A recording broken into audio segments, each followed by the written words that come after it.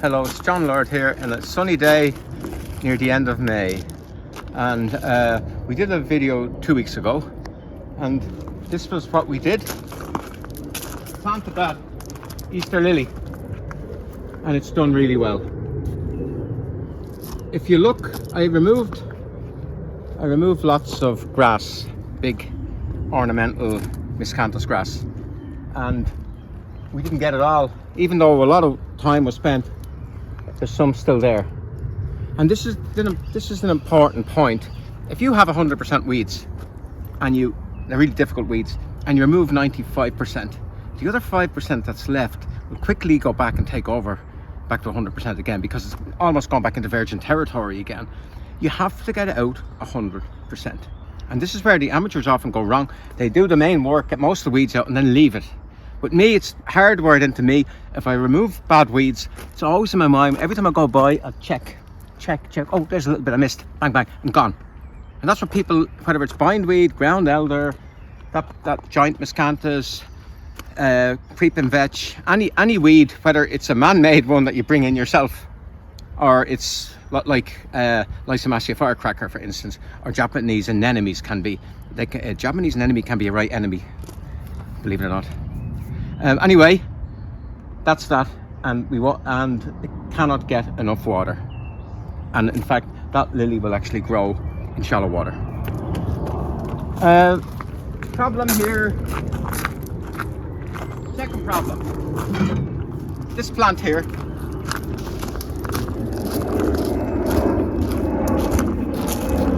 This was planted a week ago. It's called. Very nice. It's called Persicaria polymorpha, and according to the internet, it is not remotely like its bad cousin. It's got a very bad cousin. Its bad cousin is Japanese knotweed, and according to the internet, this doesn't give trouble. Now I'm finding it's growing that height during the season. It bullies all the plants around it, and it is running a little bit. But most importantly, when I dug it out, it was over there, I dug it out, it came back again in little bits, and I dug it out a second time, and a third time. I think I've got it. So the internet said it's all right.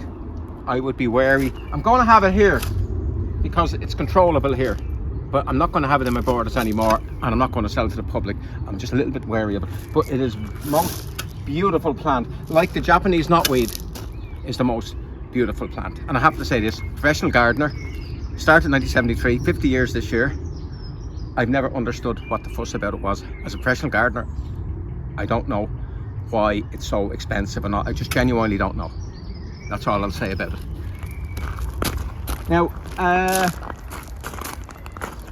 we took it out here, the Persicaria, and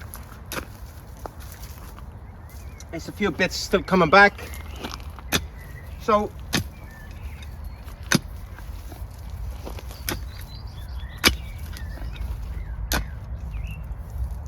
that's the root.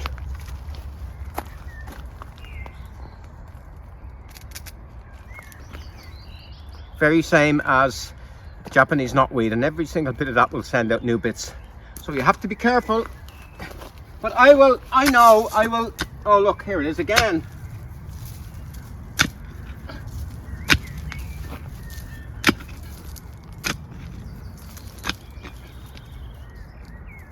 Look at.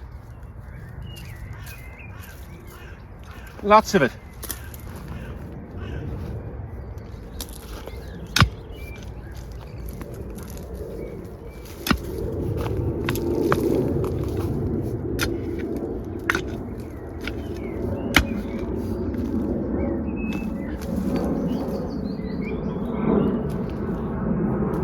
That's, as far as I can see, just as bad as the Japanese knotweed.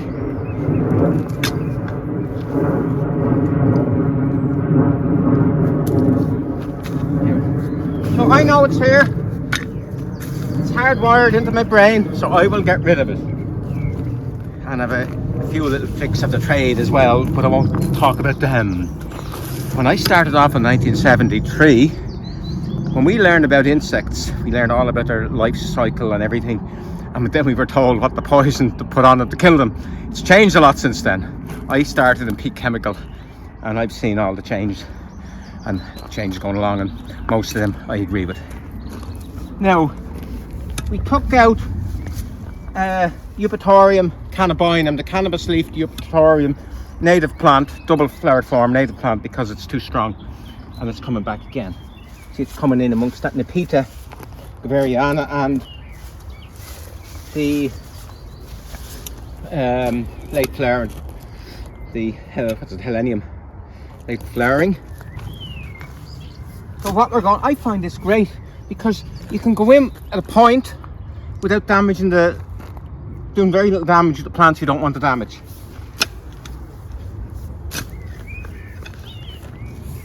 And just check.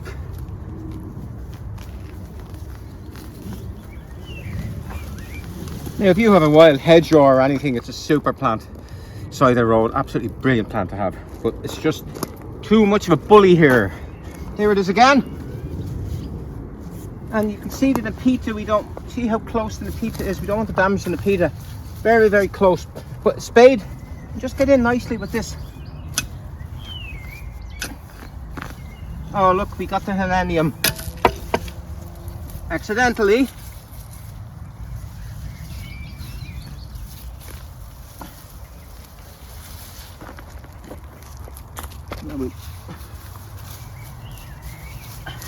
And what you do in that situation, if it's very bad, you cut the Helenium back, do kind of a Chelsea chop, or and anyway, give it a good water to settle it back again. Good water. That's it. That's that got out the Eupatorium, and you can see the leaf is like a cannabis leaf. Not that anyone should know what a cannabis leaf looks like. If you know, you've done something wrong in your youth. Here it is again. Same carry on.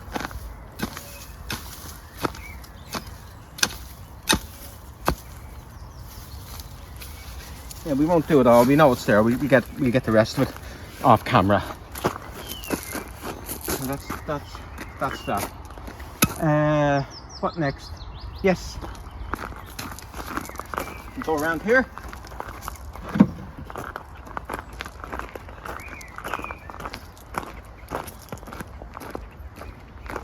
This is all new. It's something we planted a new Sanguisorba here, because there was a big bamboo here that was removed with the digger, and that was put in its place. Sanguisorba here. We put something dark here in Ajuga. That will go real dark against the bright. They were already here. We left them there. Those ferns. And this here is wolfbane, Aconitum vulparia. It's not a plant we would sell. It's very poisonous. It's a gorgeous yellow flower, but we don't sell it. Now, we just keep an eye on it.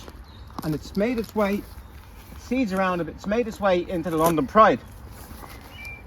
So, same carry, see it there in the London Pride? Same carry on.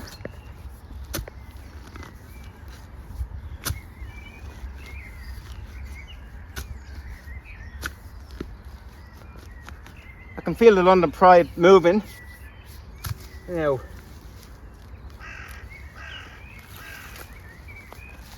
will we get it? We'll get the, I'm not sure. Rosa rubrifolia. I think we got most of it. That's very dangerous. Very dangerous plant. There's the Rosa rubrifolia.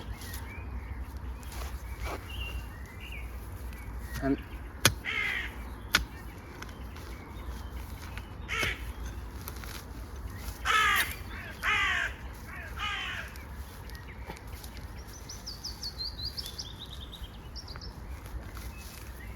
here, that's a proper bit.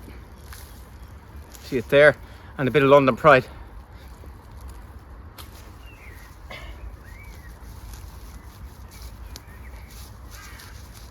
Once again, yeah, a little bit of water afterwards. That's that. Now we get rid of this immediately because we have kids coming to the pond.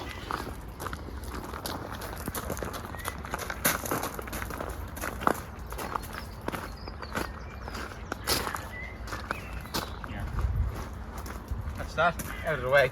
You just wouldn't like a child coming along and there's a random leaf there and he starts playing with it or something. So plants like that you have to be very careful. You know, we're gonna go around to the back and plant up a few things.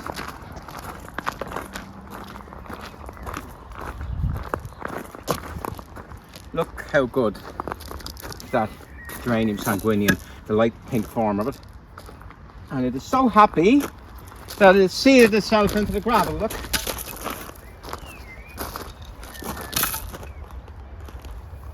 happy plant. We planted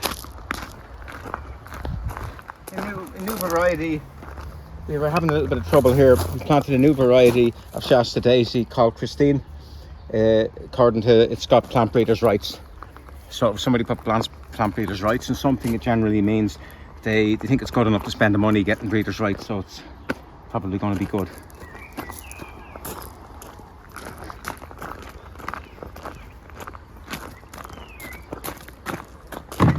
I'll just get some water. We can pause for a second. I want to just fill this up with water, and we don't need to show that in the video because I think most people know how to fill the watering cans up.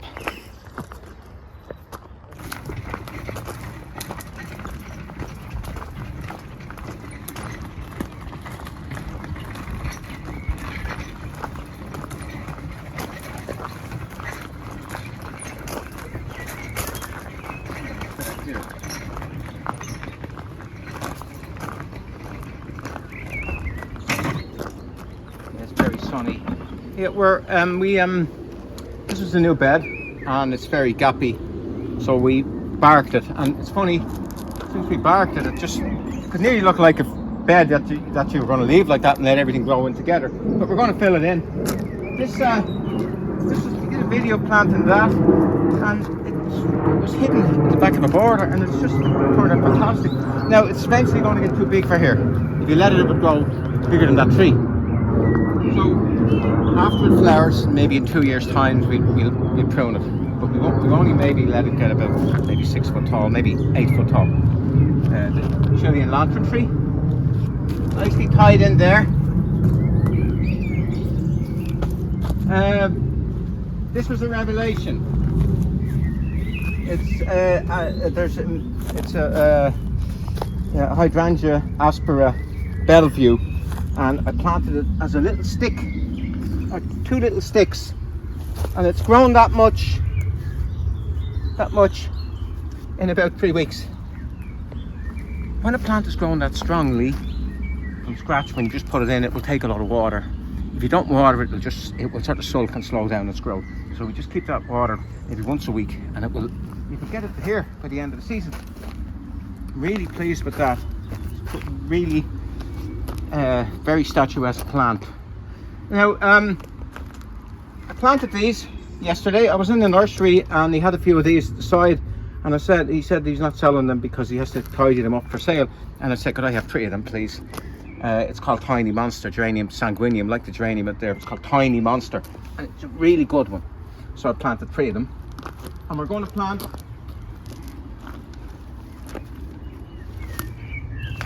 I want something grassy, so we're going to plant this Crocosmia.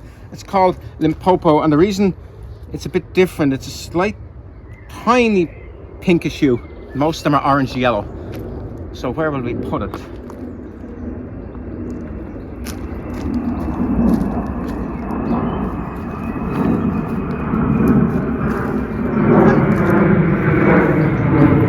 don't know what's going on. Could we charge them or something? You know, we should get something out of it.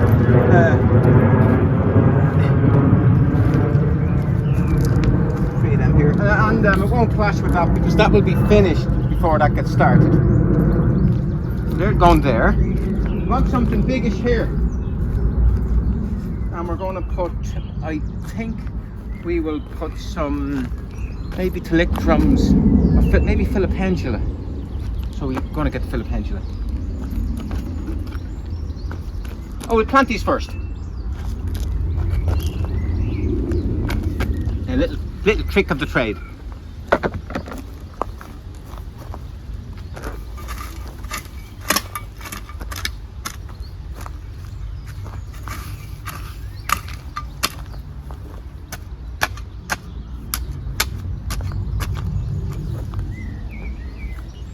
I've forgotten.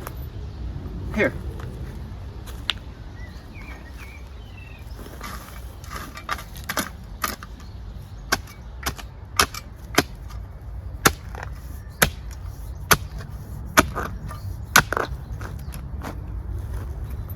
Put the soil into its rugger into the wheelbarrow, so as not to get the bark dirt.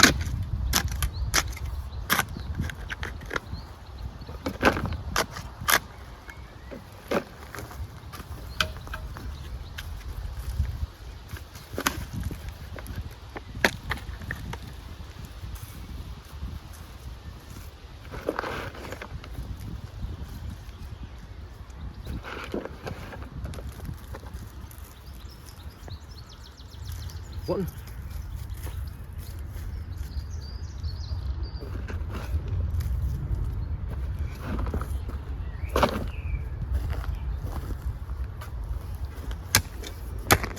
And then once again, when you're digging, keep the same spot all the time, unless you hit a stone. Steel is stronger and harder than soil.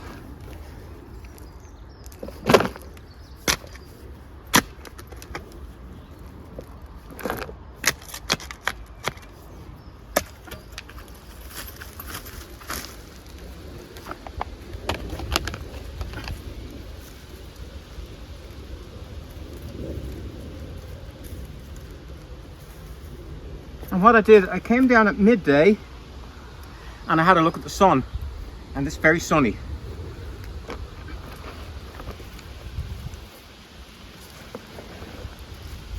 Now, the young people, of course, they wouldn't come down on midday. Look, they would just get their phone out and the phone would tell them.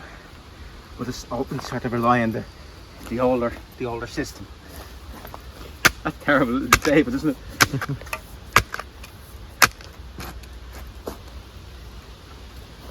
I remember we had somebody working years and years ago, and they asked what height was a particular plant, and he ran to the book and he said it was 2 foot, and I said no, it's 3 foot, and I brought him out to show him the plant and the customer, and it was 3 foot growing, and he said that can't be right, the book says 2 foot. So I don't know how you answer that conundrum. He was taking the side of the book.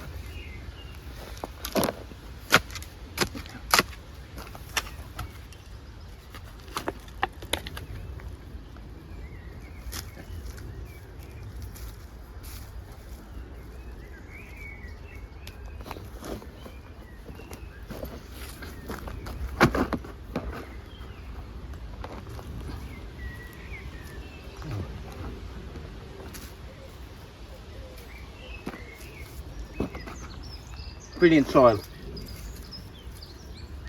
And that's that. And now,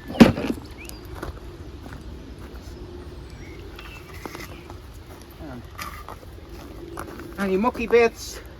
Oh, any.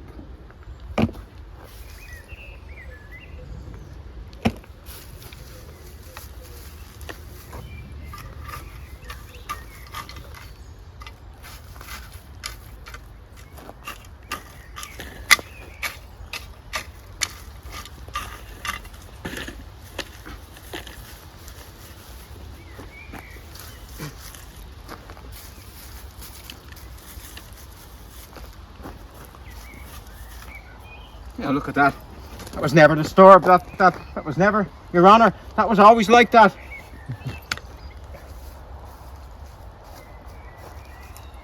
See, there's the muck that's over.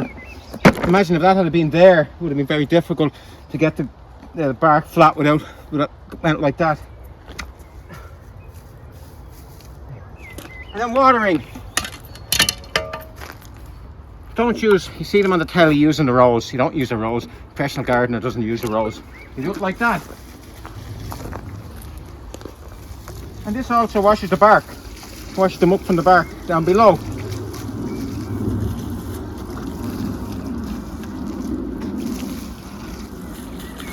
I do it today and I do it tomorrow. And then maybe 2 days later, and then a week, and then maybe 2 weeks, and it's on its own. So, This earth is going here.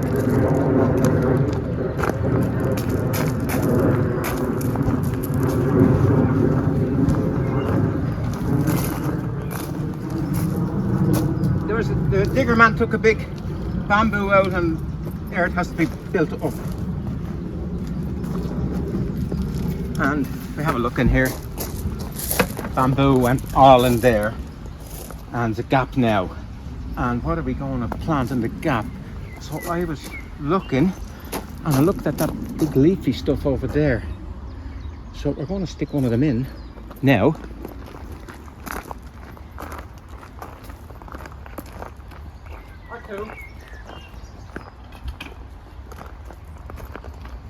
I did this before.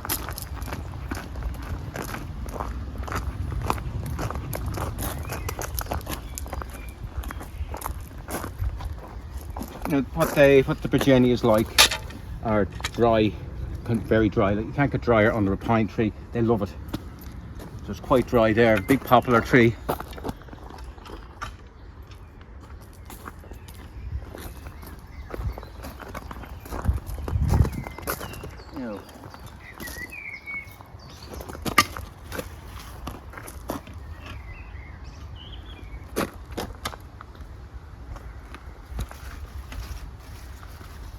Let's see.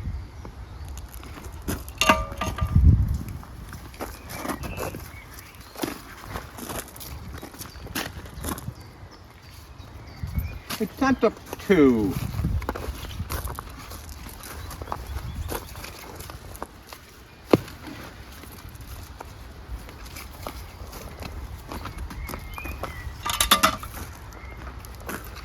And maybe 3.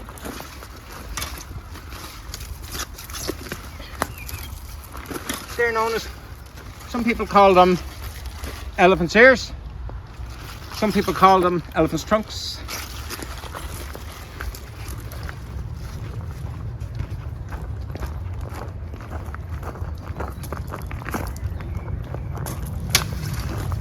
And it's called Ballawley, from Ballawley House in the from the posh south side of Dublin. So, something of the best here.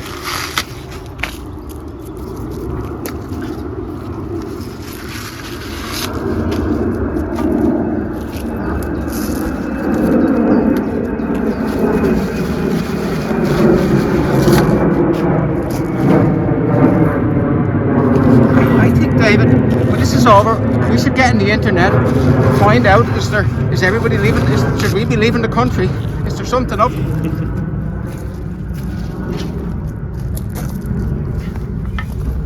Whole way.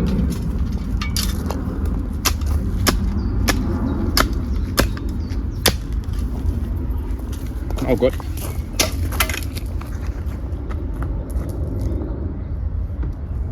We have to say this is the best tool I have ever used, and the modern ones are great because the wooden ones, these used to fall down unless you kept them wet. When wood would shrink, they'd fall down, but these plastic ones, they never fall down. They're absolutely brilliant, so easy to use. Now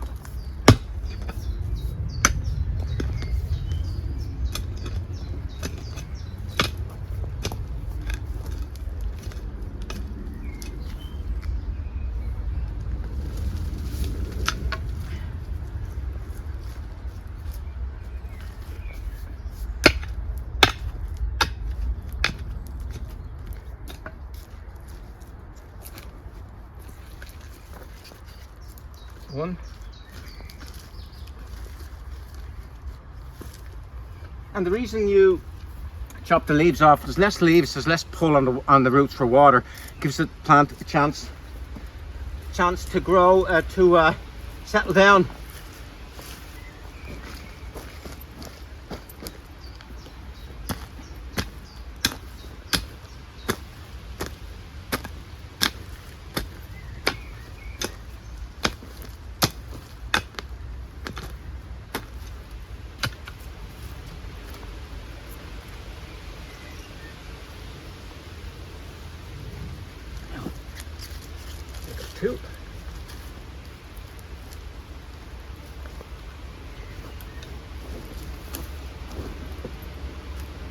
Here's the third one.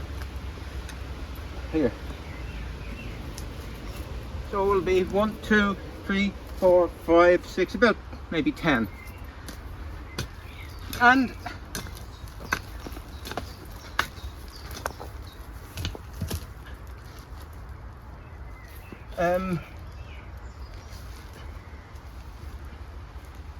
what's the other thing? Oh yes, we planted this, put a stake on it, and it's done nothing. A little worried. And it's never the old. You never worry about what's there. You only always worry. You're only watching for what's new, because what's old will always deteriorate. These are all going to go. So I'm looking for a bud, and I don't see any. So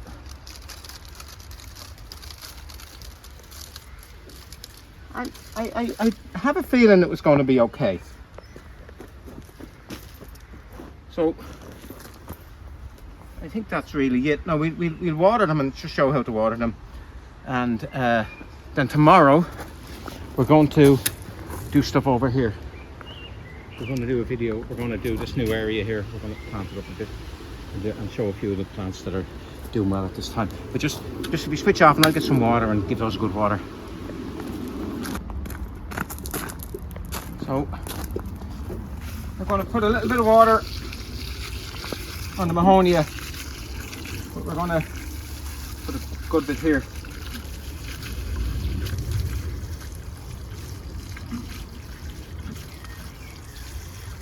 And I always say, people say, what does that plant grow? That plant, where does it grow? And I say, well, you plant it in a dry part of your garden, but give it plenty of water. Why would you give it plenty of water? Well, it needs to be in a dry area, but it needs plenty of water to get started. And if you put it in a wet area, it won't like it. It won't get enough oxygen to the roots, and it will just fade away slowly. So it's funny, even in the garden centre, many of the plants that we sell for dry part of the garden take more water than like hostas for the wet part of the garden. It's funny, but that's just the way it is. So it's very dry here, but they'll have to get plenty of water until they get established. And we just finish off here. Japanese maple. If you want a green Japanese maple, a really easy one. It's hard to go wrong with a variety with the lovely name of emerald lace.